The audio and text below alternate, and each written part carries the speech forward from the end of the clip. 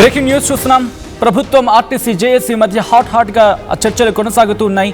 అన్ని సంఘాల అభిప్రాయాలను నమోదు చేసుకుంటూ ఉన్నారు మంత్రుల బృందం వాళ్ళ అభిప్రాయాలను సేకరించడం జరుగుతోంది. ఇప్పటికీ 29 డిమాండ్లకు సర్కారు సమ్మతి తెలిపినట్టుగా తెలుస్తోంది. ఆర్టీసీని ప్రభుత్వంలో విలీనం చేసే అంశంపై కీలక చర్చ జరుగుతోంది. విలీనం చేసే దిశగా ప్రభుత్వం గ్రీన్ సిగ్నల్ ఇచ్చినట్టుగా ప్రస్తుతం తెలుస్తూ ఉంది. ఉద్యోగ భద్రతపై ప్రభుత్వం హామీ ఇచ్చినట్టుగా సమాచారం అందుతోంది. ఇక ఎలక్ట్రిక్ బస్సులు బదిలీలపైన కూడా క్లారిటీ ఇచ్చినట్టుగా సమాచారం అందుతోంది. కార్మికులకు రావాల్సిన బెనిఫిట్స్ దశల వారీగా ఇచ్చేందుకు సర్కారు గ్రీన్ సిగ్నల్ ఇచ్చినట్టుగా తెలుస్తోంది. గత 2 రోజులుగా చాలా ఉధృతంగా జరుగుతూ ఉన్నాయి డిస్కషన్స్. ఈ క్రమంలో ఇటు కార్మికుల సంఘాలతో ఆర్టీసీ జేఏసీతో ప్రభుత్వం చర్చలు జరుపుతున్న విజువల్స్ మీరు చూడడం జరుగుతోంది. ఆర్టీవీ స్క్రీన్ మీద మంత్రుల బృందంతో అలాగే ఉన్నతాధికారులతో ఇటు భేటీ అయ్యారు ఆర్టీసీ జేఏసీ నేతలు. నేరుగా గ్రౌండ్కి వెళ్ళిపోదాం.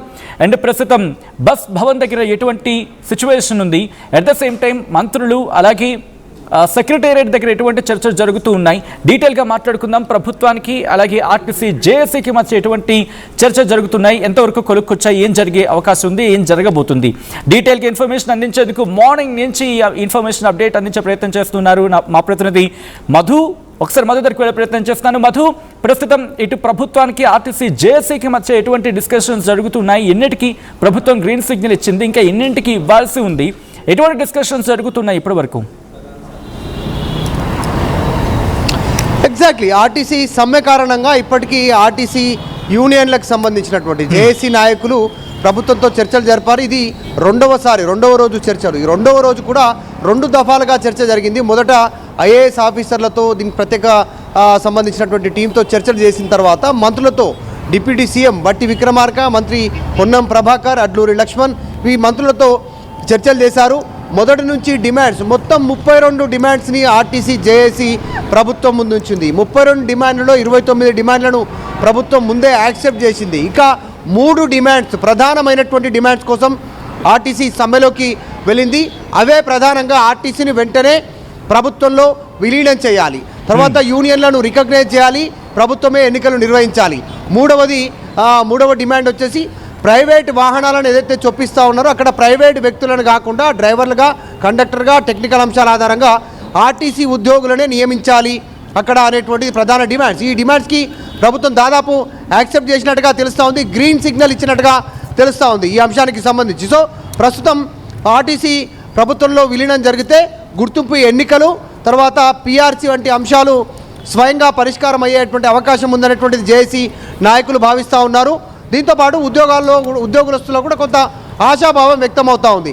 ఇంకొక ప్రధానమైనటువంటి డిమాండ్ ప్రైవేటు వాహనాలను హైదరాబాద్లో ఎలక్ట్రికల్ వాహనాలు పెడతా ఉన్నారు కాబట్టి దాంట్లో ఎట్టి పరిస్థితుల్లో ఆ ప్రైవేటు డ్రైవర్లను తీసుకోవడం వల్ల ఇక్కడ జిహెచ్ఎంసీ ఈ సరౌండింగ్లో పనిచేస్తున్నటువంటి డ్రైవర్లను, కండక్టర్లను మిగతా ప్రాంతాలకి ట్రాన్స్ఫర్ చేస్తున్నటువంటి ఒక చర్చ ఉంది, ఆందోళన ఉంది. వారంతా కూడా వాళ్ళ కొడుకులను, కూతుర్లని, కుటుంబాలని ఇక్కడ సెటిల్ చేసుకున్నారు. వాళ్ళ చదువు కోసం వచ్చారు. వాళ్ళు ఇక్కడ ఎక్కడో చోట రెంటుకుంటున్నటువంటి పరిస్థితి ఉంది. కొంతమందికి సొంత ఇండ్లు ఉన్నాయి కాబట్టి వాళ్ళు ఇతర ప్రాంతాలకు వెళ్ళడానికి సిద్ధంగా లేరు, డ్రైవర్లు, కండక్టర్లు. సో ఆ విషయంలో ప్రభుత్వం ఒక భరోసా ఇచ్చినట్టుగా తెలుస్తూ ఉంది. ఈ చర్చల్లో ప్రైవేటు వాహనాలను ఇక్కడ ప్రవేశపెట్టినా ఎట్టి పరిస్థితుల్లో జిహెచ్ఎంసీలో ఉన్నటువంటి డ్రైవర్లను, కండక్టర్లను హైదరాబాద్ జిహెచ్ఎంసీ ప్రాంతం అవతల ట్రాన్స్ఫర్లు చేయము అనేటువంటి ఒక హామీ ఇచ్చినట్టుగా తెలుస్తూ ఉంది. దాంతోపాటు కారుణ్య నియామకాలు, ఒకవేళ ఆర్టీసీకి సంబంధించినటువంటి ఎంప్లాయీగా కొనసాగుతూ సందర్భంలో ఏదో రూపంలో వారిని మృత్యువు కబలిస్తే వారిని వెంటనే వాళ్ళ కుటుంబ సభ్యులకు ఉద్యోగం ఇచ్చేటువంటి వసతి ఉంది కాబట్టి దాన్ని కంటిన్యూ చేసేలా ఆర్టీసీ సంబంధించినటువంటి జేఏసీ చర్చ జరిలో ప్రభుత్వం యాక్సెప్ట్ చేసినట్టుగా తెలుస్తూ ఉంది. సో మొత్తానికి ఇప్పుడున్నటువంటి కాంట్రాక్ట్ పద్ధతిలో ఉన్నటువంటి వారిని కూడా పర్మనెంట్ పద్ధతిలోకి మార్చడానికి, పర్మనెంట్గా తీసుకోవడానికి కూడా సూత్రప్రాయంగా నిర్ణయం ప్రకటించినట్టుగా ప్రభుత్వం చెప్తా ఉంది. దాంతోపాటు వేతనాలకు సంబంధించి ఈ ఫ్లక్చువేటెడ్ ఉన్నాయి. కొంతమందికి కాంట్రాక్టర్కి ఒకలాగా, అవుట్సోర్సింగ్ ఒకలాగా, ఆర్టీసీ ఎంప్లాయీస్కి ఒకలాగా, తర్వాత జాయినింగ్ డేట్ను బట్టి ఒకలాగా శాలరీస్, వేతనాలు ఉన్నటువంటి పరిస్థితి. వాటన్నిటినీ స్ట్రీమ్ లైన్ చేస్తూ ఒకే విధానం కింద ఈ వేతనాలకు సంబంధించిన విషయంలో హామీ ఇచ్చినట్టుగా కూడా చర్చ జరుగుతూ ఉంది.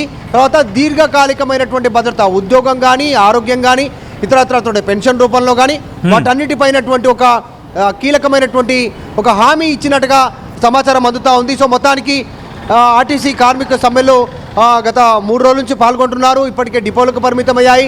ఇప్పటికీ శంకర్ గౌడ్ అనేటువంటి డ్రైవర్ చనిపోయినటువంటి పరిస్థితి, ప్రాణాలు అర్పించుకున్నారు. ఆయన ఆర్టీసీ కార్మికులు చేస్తున్నటువంటి న్యాయమైనటువంటి డిమాండ్స్ కోసం మరికొద్దిమంది గడ్డి మంది తాగారు, కొద్దిమంది ఆందోళన చెందుతున్నారు, కొద్దిమంది అస్వస్థతకు గురయ్యారు, కొంతమంది భయాందోళనకు గురవుతున్నటువంటి పరిస్థితి, తీవ్ర ఇబ్బందుల్లో ఉన్నటువంటి పరిస్థితి. సో మొత్తానికి డిమాండ్స్కి పరిష్కారం లభించినట్టుగానే ప్రస్తుతం భావిస్తూ ఉన్నారు.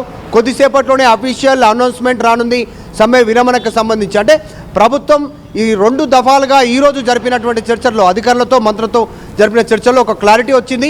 వీరి ప్రధాన డిమాండ్ ప్రభుత్వంలో విలీనం చేయడం ఆర్టీసీని, తర్వాత 2 యూనియన్లను పునరుద్ధరించడం, ఎన్నికలు నిర్వహించడం, దానికి సంబంధించి 3 ప్రైవేట్ వాహనాల్లో ఆర్టీసీకి సంబంధించిన ఎంప్లాయీస్ని ఉంచేలా ప్రైవేట్ వ్యక్తులకు అవకాశం ఇవ్వకుండా ఉండాలి. సో ఈ 3 డిమాండ్స్ ఓకే అయితే దాదాపు సమ్మెకు పులి స్టాపే. సో ప్రభుత్వం సీరియస్గా తీసుకుంది. నిన్న జరిగిన క్యాబినెట్లో దీనిపైనే చాలా సీరియస్ డిస్కషన్ చేసింది. మంత్రులు దీనిపైనే బ్రీఫింగ్ ఇచ్చారు. ఈరోజు వెంటనే డిప్యూటీ సీఎం రంగంలోకి దిగారు, మంత్రులు రంగంలోకి దిగారు, స్పెషల్గా అధికారులు, ఐఏఎస్ అధికారులు మళ్ళీ చర్చలు చేశారు. కొద్దిసేపట్లోనే క్లారిటీ వచ్చేటువంటి అవకాశం ఉంది. సో ఎట్టకేలకు ఈ 3 రోజులుగా తీవ్రమైనటువంటి ఇబ్బందులు పడ్డారు ప్రజలంతా కూడా. ఆర్టీసీ మీద ఆధారపడ్డటువంటి వాళ్ళు, దూర ప్రాంతాలకు వెళ్ళేటువంటి వారు, ఆల్రెడీ స్కూల్ హాలిడేస్ వచ్చాయి, పిల్లల్ని తీసుకొని బయటికి వెళ్దాం అనుకున్నవారు, ఎక్స్కర్షన్కి టూర్లకు వెళ్దామనో, ఊర్లకు వెళ్దాం అనుకున్నటువంటి వారు, పెళ్లిలకు వెళ్దాం అనుకున్నటువంటి వాళ్ళు, రెగ్యులర్గా ట్రావెల్ చేసేటువంటి వాళ్ళు చాలా ఇబ్బంది పడ్డారు. దీంట్లో ప్రైవేట్ వాహనాలు రోడ్డు మీద మనం చూస్తాం, ఇంతవరకు ఇంతసేపటి కూడా ఒక్క బస్సు కూడా కనిపించినటువంటి సిచ్యువేషన్ ఉంది. కాబట్టి అంటే కొనుక్కొచ్చే అవకాశం ఉందా మధు, లేకపోతే ఆ చర్చలకు సంబంధించి కాస్త పాజిటివ్ సిగ్నల్ ఇచ్చి మళ్ళీ ఒక 2 రోజుల్లో లేకపోతే ఒక వారం రోజుల్లో డిస్కషన్స్ జరిగి ఒక కాస్త టైం స్పేస్ తీసుకున్న తర్వాత ఎగ్జిక్యూషన్కి వెళ్ళే అవకాశం ఉందా? ఇటు కార్మిక సంఘాలు ఏమంటూ ఉన్నాయి, ప్రభుత్వం నుంచి ఎటువంటి పాయింట్స్ కాస్త స్ట్రాంగ్గా కనిపిస్తూ ఉన్నాయి ఈ క్షణం? స్పష్టమైన హామీ కోరుకుంటున్నారు ఆర్టీసీకి సంబంధించినటువంటి జేఏసీకి సంబంధించినటువంటి సభ్యులు. స్పష్టమైన హామీ ఏంటంటే వ్రాతపూర్వకంగా వారే ప్రభుత్వమే ఒక ప్రకటన రూపంలో బయటికి విడుదల చేయాలి. ఇద్దరి మధ్య చర్చలు జరిగాయి, మౌఖికమైనటువంటి డిస్కషన్స్ వచ్చాయి, వీరు డిమాండ్స్ ఆన్ పేపర్ పెట్టారు, వాళ్ళు కూడా వాటిని యాక్సెప్ట్ చేసినట్టుగా చెప్తా ఉన్నారు. కానీ స్పష్టమైన హామీ పత్రికా ప్రకటన రూపంలో మీడియాకు రిలీజ్ చేయాలి, ప్రభుత్వ విధానాన్ని స్పష్టం చేయాలి అనేటువంటి డిమాండ్ని ఆర్టీసీ జేఏసీకి సంబంధించినటువంటి సభ్యులు, కార్మికులు, నాయకులు వీళ్ళంతా కోరుకుంటున్నటువంటి పరిస్థితి. ఆ స్పష్టమైన ప్రకటన వస్తే ఈ సమ్మెకి సంబంధించి పులి స్టాప్ పడేటువంటి అవకాశం ఉందా లేదా క్లారిటీ వచ్చే అవకాశం ఉంది. ప్రస్తుతం మన దగ్గర ఉన్న సమాచారం ప్రకారం అయితే దాదాపు ఆర్టీసీ కార్మికులు డిమాండ్ చేస్తున్నటువంటి అన్ని డిమాండ్స్ని ప్రభుత్వం ఓకే చేసినట్టుగా తెలుస్తోంది. చనిపోయిన శంకర్ గౌడ్ కుటుంబానికి ఇప్పటికే 10 లక్షల ఎక్స్గ్రేషియా, కుటుంబంలో ఒకరికి ఉద్యోగం, డబుల్ బెడ్రూమ్, తర్వాత ఇంకా కొంతమంది ఆర్థిక సహాయం చేయనటువంటి నిర్ణయం తీసుకున్నారు. సో ఇక ముందు జరగకుండా వీటిని వెంటనే పరిష్కారం చేయాలి.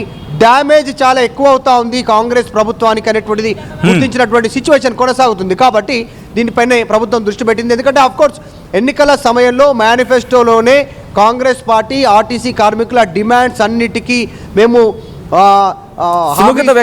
అన్ని సమస్యలు పరిష్కరిస్తామని చెప్పారు. దాంట్లో దాంట్లో ప్రభుత్వంలో విలీనం చేస్తాము అనేటువంటి డిమాండ్ ప్రధానమైనటువంటిది. సో 2.5 సంవత్సరాలు అవుతుంది కాంగ్రెస్ పార్టీ చేయకపోవడానికి. రీజన్ ఏంది? ఇప్పటికే ఒకరు చనిపోయారు, కొంతమంది అస్వస్థతకు గురయ్యారు, కొంతమంది ఆత్మహత్య ప్రయత్నం చేస్తూ ఉన్నారు. కాబట్టి దీనిపైన ఫోకస్ చేసినట్టుగా తెలుస్తుంది. ఆర్టీసీ కార్మికులు మాత్రం చాలా కరాఖండిగా ఒకటే లైన్ పైన ఉన్నారు.